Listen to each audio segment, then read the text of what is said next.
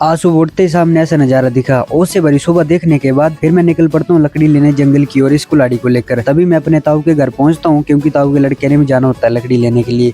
तभी मैं उसको उसके कमरे में देखता हूँ तो ये इधर मजे से लेटा होता है। कुछ ही देर के बाद हम निकल पड़ते हैं जंगल की ओर। इधर थोड़ा रुककर मैं पानी पीता हूँ। क्या आपको पता है ये पहाड़ी नल का पत्थर और लकड़ी की सहायता से बनाया जाता है ताकि पानी पीने और भरने में आसानी रहे। फिर हम निकल पड़ते हैं आगे की ओर। जैसे हम जंगल के ओर करीब पहुंचते तो हमें ओस से भरा ऐसा नजारा देखने को मिलता है। कुछ ही देर के बाद हम दोनों जंगल पहुंच जाते हैं। तभी हमें सूखी लकड़ियां भी मिल जाती है। फिर हम दोनों इन लकड़ियों को काटते हैं। मैं आप सभी को भी बता देता हूँ कि अगर आप भी अपने ऐसे करीबी जंगल में लकड़ियों को काटने के लिए जाते तो आप भी वहाँ पर विशेष ध्यान रखिए कि सूखी लकड़ियों को ही काटे। तभी हम इस लकड़ी के त्योड़ू को लगाते और घर की तरफ आ जाते हैं। कुछ ही देर के बाद हम ताऊ के घर पर आराम करते हैं तो फिर हम ये ताऊ का लड़का चाय बना कर ले आता है। कुछ ही देर के बाद मैं भी पहुंच जाता हूँ लकड़ियों को लेकर अपने घर। फिर हम दोनों निकल जाते हैं गाँव की तरफ सामान लेने के लिए। तभी हम गाँव में अपने एक रिश्तेदार के घर में रुकते हैं और वहाँ पर भी चाय पीते हैं और फिर निकल जाते हैं हम गुरुएट गाँव की तरफ, क्योंकि हमें उस गाँव की दुकान से सामान लाना होता है। फिर हम लोग सामान लाते और घर वापस आ जाते हैं।